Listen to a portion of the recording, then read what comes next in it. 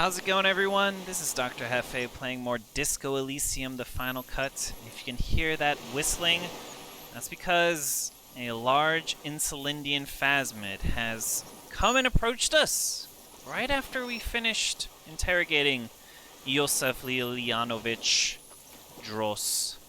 The man, the murderer, the kind of cause, the catalyst, the impetus for why we came here to investigate the murder of the hanged man. His desire to punish Klaja, his desire to punish all sorts of women. It's grotesque, unfortunate, dark, and yet here we have it, a miracle, the Insulindian phasmid appearing right before us. Let's go to our inventory. Check out the Triangong 446. The bolt-action 4.46 caliber Triangong is the poor man's sniper rifle. While not the most reliable of firearms, it is relatively precise due to a very manageable recoil, thus allowing the shooter to take multiple consecutive shots fast. This particular piece is missing a scope, though. Where's the scope, old man? I want my scope. But yeah, here's the phasmid. It's large, much larger than what the cryptozoologist was thinking. Lena said that she thought it was large. Felt like it was towering over her when she was a kid. And my goodness, I am surprised she did not freak out when she saw something like this. So yeah, let us approach the Insulindian phasmid. The creature stands on long stilt-like legs, antennae hanging from its head like a woman's hair, white and curled at the tips. It is no more than 5 steps away from you. Reed-like tufts stick out of its joints. As the insect moves its forearms, it produces a faint hiss, like a reel-to-reel machine spinning after the tape breaks. The hiss is different from the strings you heard before. It says something else in a lower pitch. What is it saying? Let's listen. You smell... You smell, huh? It's the Insulindian phasmid, Kim. It is. You glance over your shoulder. The lieutenant holds a piece of milled aluminium. He begins to pull it open, extremely carefully. It's the camera. No, the flash will scare the creature off. Warn him now. Kim, the flash is loud. It won't like that. We need a photo. No one will believe us. From the corner of your eye, you see a sudden cascade of motion ripple through the phasmid's limbs. A series of ultrasonic clicks fills your ear. I am not palatable. Do not eat me. I am afraid. It's afraid. Stop now, Kim. I won't be one of those fools who didn't take a picture. You see the phasmid turn to him, its mandible antennae reaching out. Its motions are quick, sudden. Don't worry, Kim. I have the pheromone. I can approach it. It's fine. I don't think the pheromone will do anything. The spindly mechanism turns itself back to you, its antennae taking their measure of the air, slowly. Look at electrochemistry, giving us such a high chance to meet it. Lena's childhood experience, We shaved, oh no. We shaved after the pheromones? Whoops, I guess we were supposed to either shave before or not shave at all once the cryptozoologist applied the pheromones. The miracle way out in the west. Good old Inland Empire helping us. Let's say something to it quietly, something like, you exist. A sudden chirrup fills the air. The walking stick moves its whole body, limbs working independently of each other, like the parts of a masterfully constructed machine. Something in its body language has changed, just slightly. Okay, let's see if we can approach it. No double ones. Thank goodness. Slowly, with your breath held, you take 2 small steps toward the phasmid. The creature lets out a series of ultrasonic clicks that swarm around your head like swallows. Sweat drips from your brow, soaking your chest. You reek of it. Your chemicals. I hope we smell okay, even though the pheromones are not on us. Hissing and clicking, it extends its mandible-like antennae to greet you. You're right below it now, looking up at the colossal chitin of its white limbs. The head of the creature is crowned by reeds, and its eyes are like small droplets of water. Let's raise our hands slowly to The it. insect stops its stridulation, seeming to observe you. Below its crown of reeds, little pinprick eyes detect motion, glittering. The world stands still around you. Suddenly, there is silence. No, stop. Be afraid. Okay, yo, we are not attacking you. It's The all good. invertebrate comes It's back all to life, good, my friend. stridulating. Sets of complex eyes follow you, moving in tandem on either side of the insect's small head. Stridulating. Is this a word? Or is this a new word? I do not know what this word means, but I assume it means vibrating of some sort, or making sounds. It is continuing to make sounds. Hello, I'm Harry. I don't really know who I am. Well, we know our name at least. No reply. A total ancient silence comes from its mouth, along with what appears to be some kind of foam. The stridulations of its limbs continue all around you. Let's get a closer look. You were right. Little bubbles form on the mouth parts of the creature, on its segmented lower lip. It looks to be foaming, slowly. The foam is white, then yellowish. The faintest smell like you've never felt before, like burnt roses. Kim, it's foaming. Careful. It may be poisonous. The foam slowly turns a darker shade, like burnt caramel, as the insect moves its mouth parts, masticating. The little bubbles begin to burst, one by one, letting out that same smell, like summer burning. What are you doing, my good Insulindian Phasmid? 92%. I hope we get this. Oh, our good friend Inland Empire. Yup. Talking to the Hanged Man really helped with this. Oh, it's not backing away. I exist. Yeah, you did say that. I exist too, I believe. Tell me what it's like for you. It's wunderbar. Fire burning? Or what existence is like?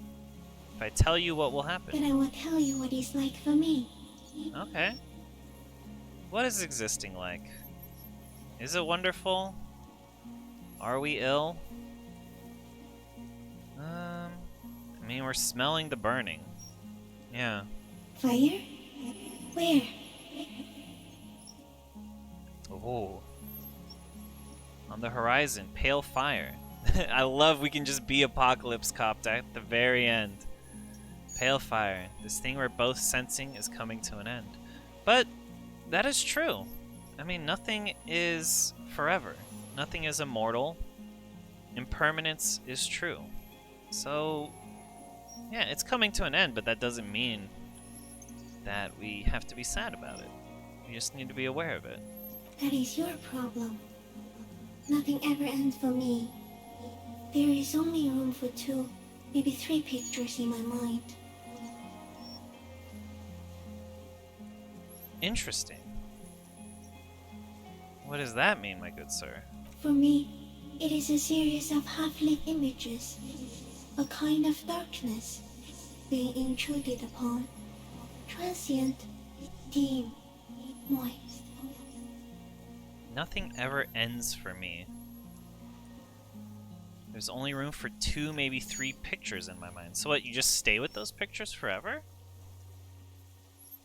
What does that mean? Intruded upon by what? Shapes of plants and animals, and internal sensations.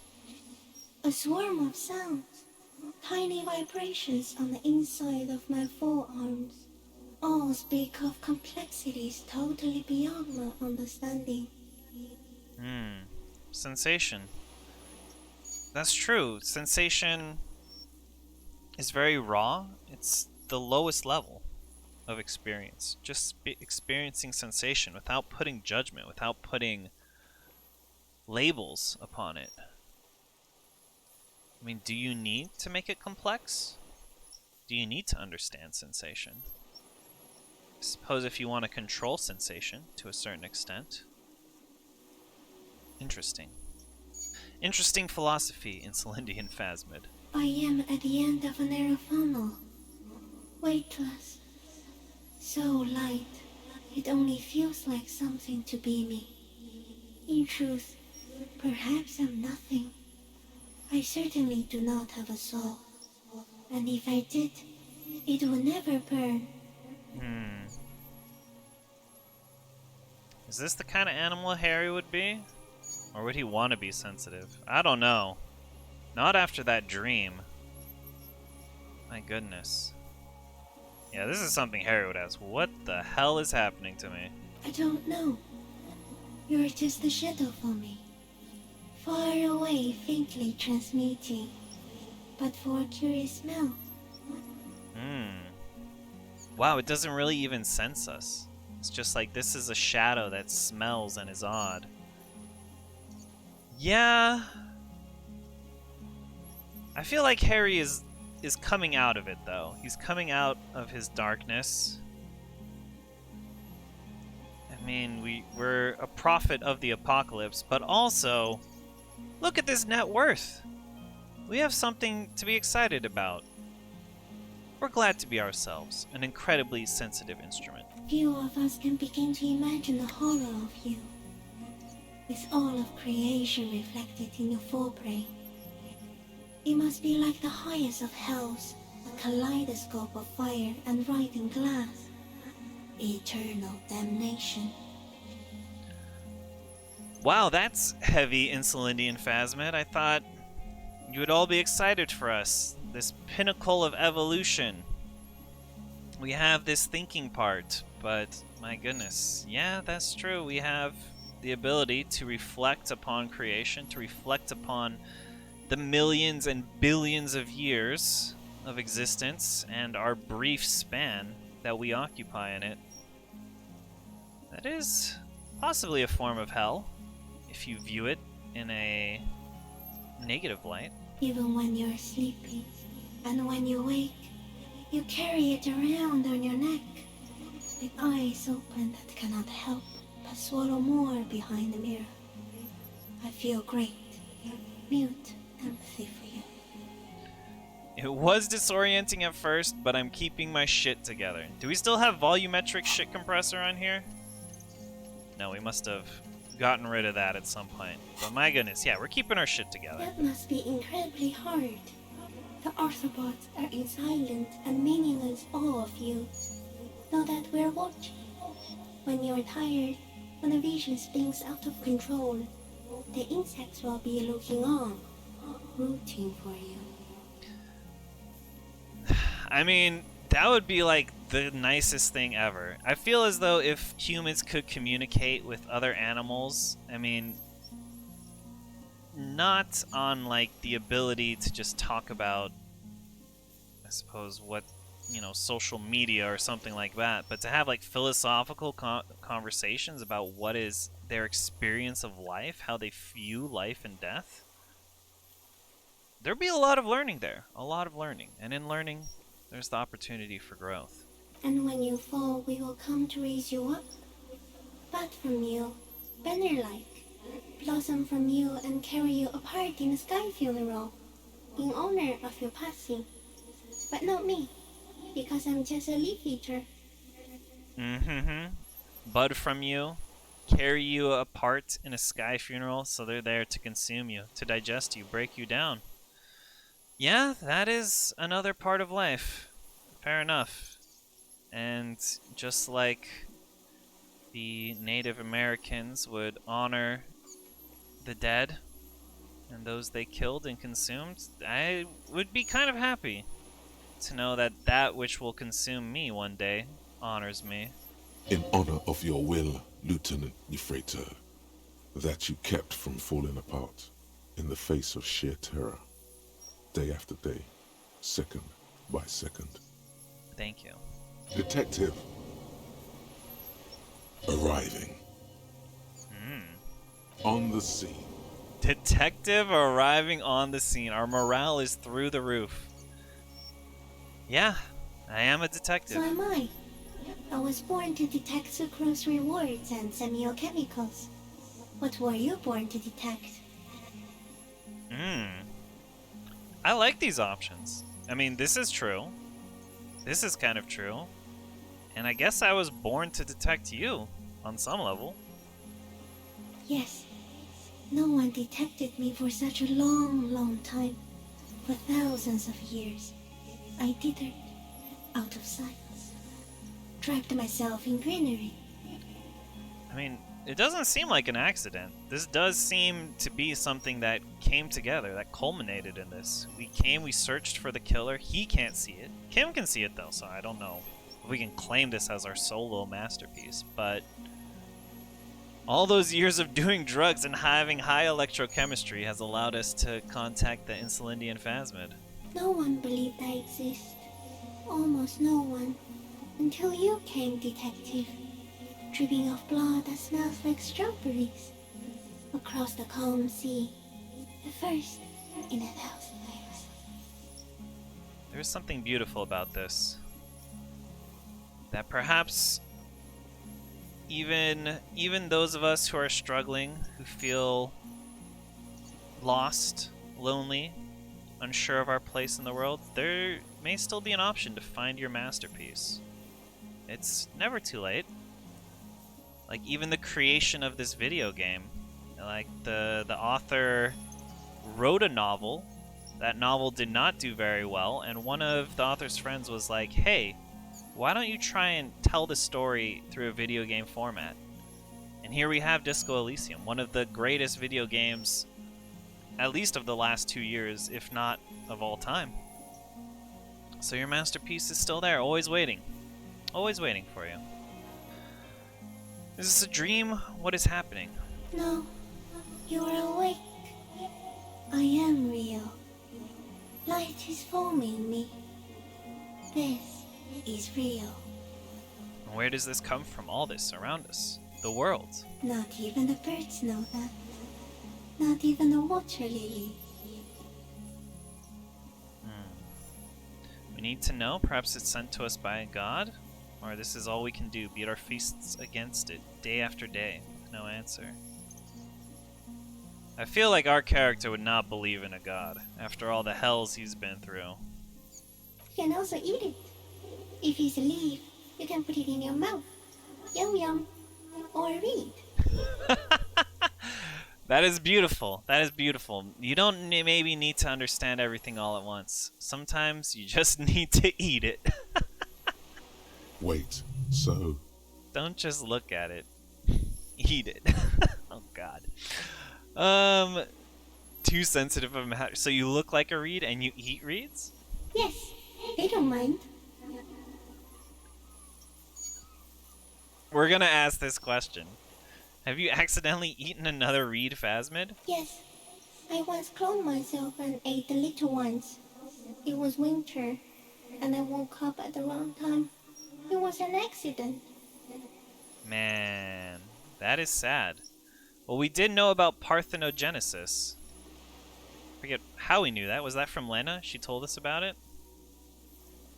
But yeah, they cloned themselves and then they ate themselves. There's a story there. There's a meaning there. Make of it what you will.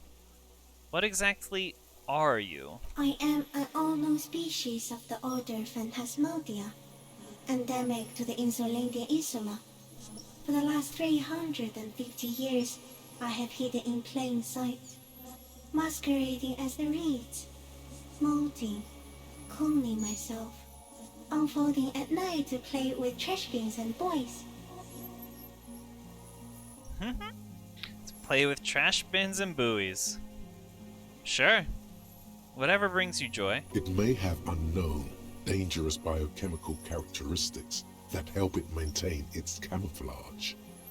No one unnoticed by the first settlers and the land surveyors of the suzerain. Also, by the soldiers of the revolution and the officials of the occupation. Even the Samanese islanders who came here first, but did not stay, have not seen me. I wonder what it means, because it said that nothing ever ends for it.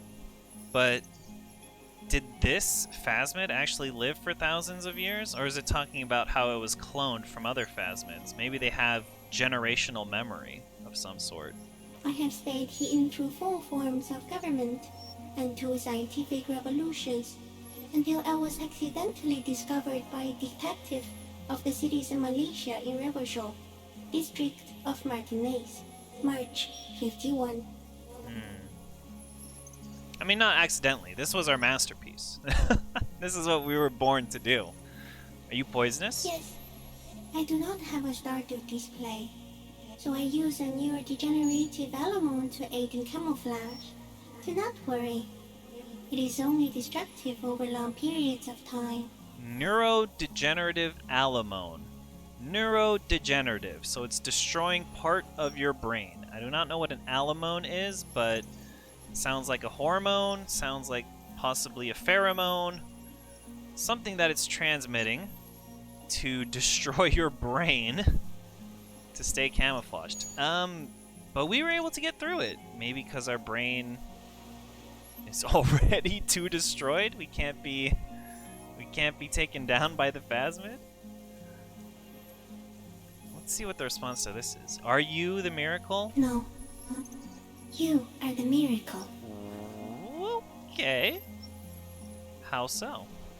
The moral of our encounter is, I am a relatively medium life form, while you are extreme, all-engulfing madness. A volatile simian nervous system, ominously new to the planet. I mean, you're pretty amazing that you can communicate with us this way, but I suppose on one level you are correct. We are something of a miracle that we are here on this world with all sorts of creations that we have made. The Pale too came with you. No one remembers it before you. The Nidarians do not. The radially symmetrics do not. There is an almost unanimous agreement between the birds and the plants that you are going to destroy us all. I mean, that's a possibility. I don't know about destroy you all, but a very large portion of you, unfortunately. Tell me more about the Pale. It is a nervous shadow cast into the world by you, eating away at reality. A great, unnatural territory. Its advent coincides with the arrival of the human mind. You know, we didn't really talk too much about the Pale. I suppose we should have asked Joyce Messier about what it was. I don't have that kind of power. I mean, I personally don't, but I think he was talking about humans as a whole. You're a violent and irrepressible miracle. The vacuum of cosmos and the stars burning in it are afraid of you. Give me enough time, you will wipe us all out and replace us with nothing. Just by accident. I mean, that's possible. And even in that church, the new Anotic Dance Club, there's some hole in the rift of reality that we're messing with. There's all sorts of strange things that we've come across, even just here in Martinez, that kind of points to signs that we may have the possibility of destroying reality. I don't doubt you, Insulindian Phasmid. And we played quite a role in a lot of these things. So, even though we doubt maybe our individual power, we can affect people and affect the world around us and set off things in motion that we don't really know the ramifications of. We can't see all the outcomes of our actions. We suspect it will be something like the oxygen holocaust that wiped out anaerobic life 2.6 billion years ago, when organisms first started breathing. Only much worse. I can understand this one. I don't want to know, but we're gonna ask. Worse how? Everything your eyes touch goes back there, behind the nerve mirror. What if you blink? Are we still here? Please don't blink. What if he misplaces us all one day, or just forget? But is that really on us? Yeah. Yeah, I've already forgotten the world once when I drank too much. I guess we'll talk to even the Insulindian Phasmid about the apocalypse. This is the gloaming I've been waiting for ever since I woke up in the hotel room. So, it is already happening. One day, one of you will close your eyes inside and open them to see that none of this ever existed. That's an interesting thing for a creature in a fictional world to say. It's similar. Everything really brings me back to Link's Awakening.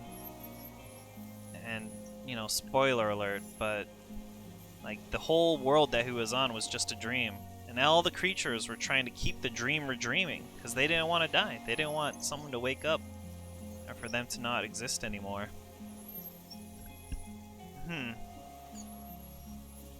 I don't really see... I don't see a strong connection to our reality. And perhaps I am seeing something, but the thought is, I guess, infant stage and unformed, so I won't really go into it. Let's ask Kim instead. Are we having a violent epileptic seizure? It doesn't look like that, no. Yeah, what does it look like? You're just staring at it.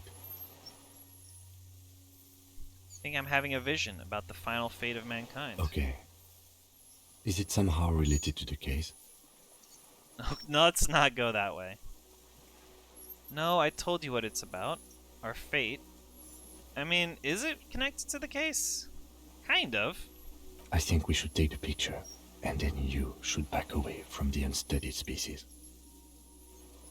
Okay, fine, Kim. If that's what you want to do. I have to say goodbye now.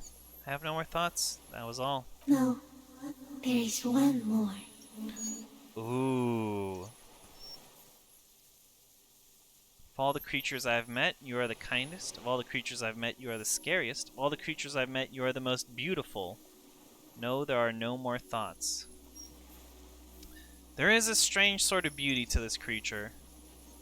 And I think beauty is more than just physical. Like, a lot of people have hurt us.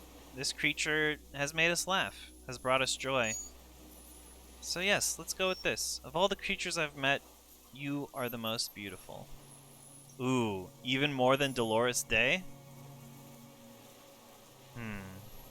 But again, if we were talking about beauty, Dolores Day hurt us a lot. A lot. So yes, let's go with this. Of all the creatures I've met, you are the most beautiful. Thank you. I also have one more thing to say to you before you go. That woman, turn from the ruin. Turn and go forward. For freedom.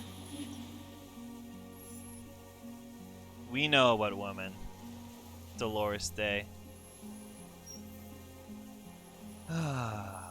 I believe, what, we were saying... Yeah, we didn't want to become this creature that had, like, no soul, that was, you know, living its simple life. We wanted to become ourselves. We wanted to keep our shit together and move forward. So yes, we will. We will. That's over. I mean, those dreams are so painful. Why not give it up? Even though it is our memory of her, let's leave it behind. Let's leave it behind. She was hell on earth. It doesn't take a 3 meters dick insect to tell you that.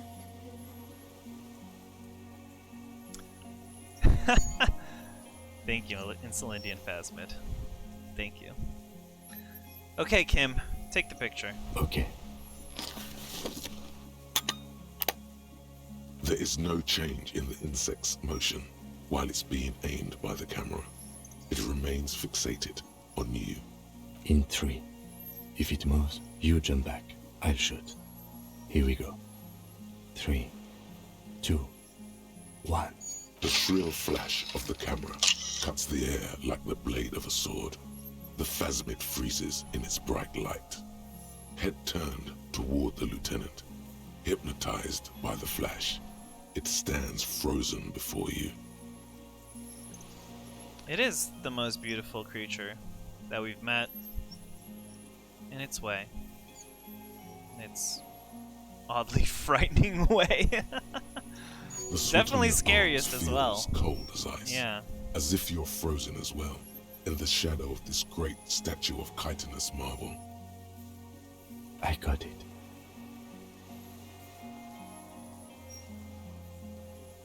Ooh. Do we touch the whisker?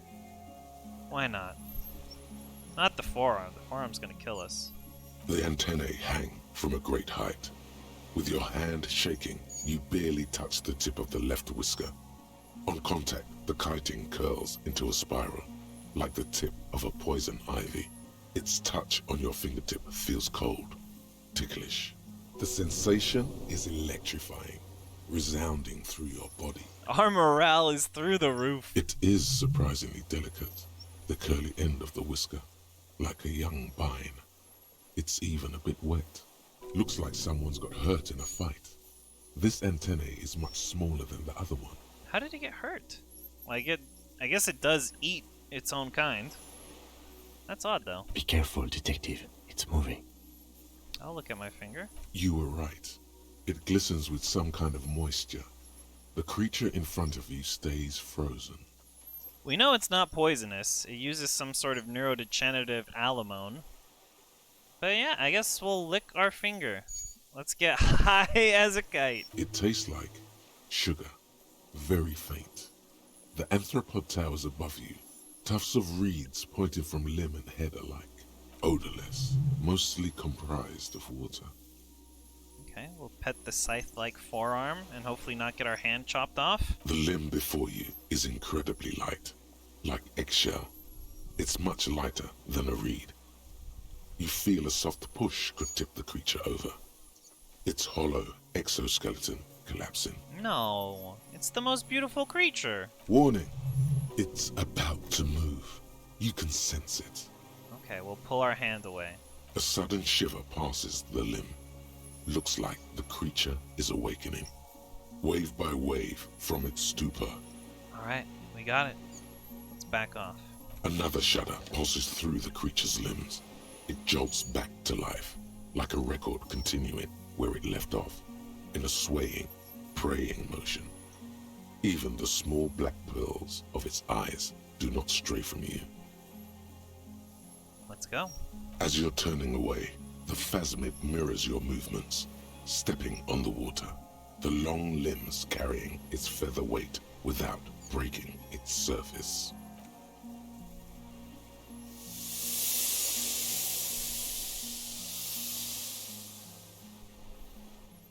Goodbye, beautiful creature. And just like that, it's gone, skating away across the sea's calm mirror like a skipping stone, leaving nothing but circles on the water. And something under it, in the place it stood, bobbing there, among the reeds, a collection of items. It's gone.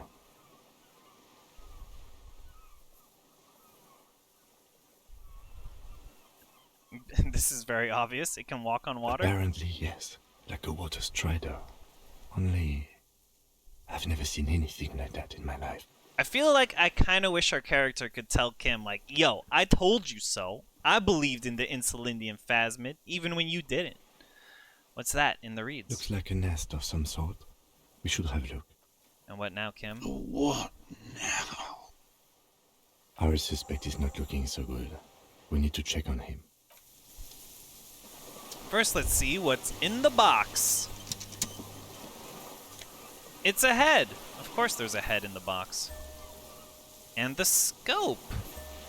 Why is the scope in there? A common 30mm sniper scope attachable to almost any bolt-action 4.46 caliber. Uses an older style non-dotted range-fighting reticle. Seaweed is still stuck on the lens and it's suffered water damage from its time in the phasmid's dowry. Huh. And the Fairweather T500 helmet. This monstrous-looking bug-eyed ceramic helmet was in the phasmid's nest. It still has some reeds sticking out of it and it smells of seawater, but otherwise wearable. If not exactly comfortable. Putting it on feels scary somehow. +1 half-light, head as a battering ram, -1 suggestion, a fighter, not a lover. Let's get our look on. Take our jacket off. Yeah? There we are. We're decked out from head to toe. Where's the pants, though? I want some armored pants. But yeah, that'll do it for this episode. We had quite a conversation with the Insulindian Phasmid. An interesting view on life, reality, the human condition, perhaps other possible versions of reality, truths, hypothetical situations, a wondrous experience, all in all. But let's end here. Next time we'll converse again with Yosef Dros, and I believe come to the end of Disco Elysium, to the conclusion. So until next time, do remember, as always, to take care of yourself, and keep it disco, baby. Keep it disco, baby.